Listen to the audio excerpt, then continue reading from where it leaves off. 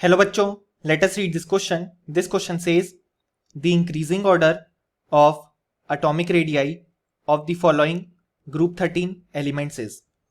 और हमारे ऑप्शंस है option A Al less than Ga less than In less than Tl, option B Ga less than Al less than In less than Tl, option C Al less than In less than Ga less than Tl, option D Al less than Ga less than Tl less than In.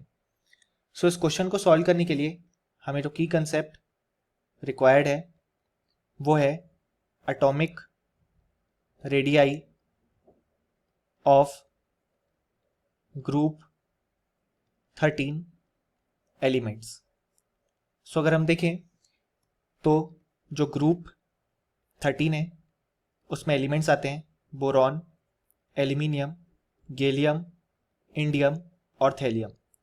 सो अगर हम normal case देखें तो हम जानते हैं जैसे ही हम down the group move करते हैं तो जो नंबर ऑफ शेल्स हैं वो इंक्रीज करते हैं, जिस कारण से जो एटॉमिक रेडियाई है वो भी इंक्रीज करती है. सो अगर हम देखें तो जो एक्सपेक्टेड ऑर्डर आएगा वो हो जाएगा सबसे ज़्यादा एटॉमिक साइज थैलियम की, उससे कम इंडियम की, उससे कम गैलियम की, उससे कम एल्यूमिनियम की एंड सबसे कम बोरॉन की. सो ये है एक्सपेक्टेड ऑर्डर. बट जो हमारे पास ऑब्जर्व्ड ऑर्डर आता है ऑफ एटॉमिक रेडियाई वो आता है boron, then gallium, then aluminium, then indium and then thallium. So यहाँ पे हम देख सकते हैं कि डिफरेंस आ रहा है या बेसिकली एक एनॉमलिटी आ रही है. सो इसका जो एक्सप्लेनेशन है वो हम इनके इलेक्ट्रॉनिक कन्फिग्रेशन से देख सकते हैं. सो जो बोरॉन है उसका कन्फिग्रेशन होता है 1s2 2s2 2p1. जो एल्यूमिनियम है उसका कन्फिग्रेशन होता है 1s2 2s2 2p6 3s2 3p1. Then जो गैलियम है उसका कन्फिग्रेशन है आर्गन, मतलब 18 तक एटॉमिक नंबर कवर हो गया. Then 3d10 4s2 4p1. Then indium के लिए है अप टू क्रिप्टन यानी कि 36 एटॉमिक नंबर तक कवर हो गया. Then 4d10 5s2 5p1. Then for thallium हम लिख सकते हैं जेनॉन यानी कि 54 तक एटॉमिक नंबर कवर हो गया. Then 4f14 5d10 6s2 6p1. सो अगर हम देखें जैसे ही हम एल्यूमिनियम से गैलियम की तरफ मूव करते हैं तो पहली बार हमें डी सबशेल मिलता है जो कि है 3d सबशेल. और हम जानते हैं कि जो प्रेजेंस ऑफ डी इलेक्ट्रॉन्स आया जब हमने एल्यूमिनियम से गैलियम की तरफ मूव किया.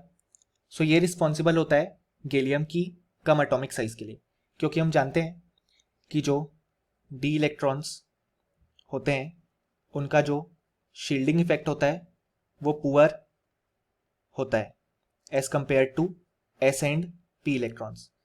अब शील्डिंग इफेक्ट पुअर है जिस कारण से गैलियम में आउटर मोस्ट इलेक्ट्रॉन अच्छे से शील्ड नहीं हो पाता. सो जो न्यूक्लियस है वो उसको अपनी तरफ अट्रैक्ट कर लेता है ज़्यादा अच्छे से as compare to in aluminium, क्योंकि एल्यूमिनियम में कंपैरेटिवली शील्डिंग इफेक्ट अच्छा है क्योंकि वहाँ पे कोई भी डी इलेक्ट्रॉन्स प्रेजेंट नहीं है. इस कारण से जो गैलियम है उसका साइज एल्यूमिनियम से कम हो जाता है.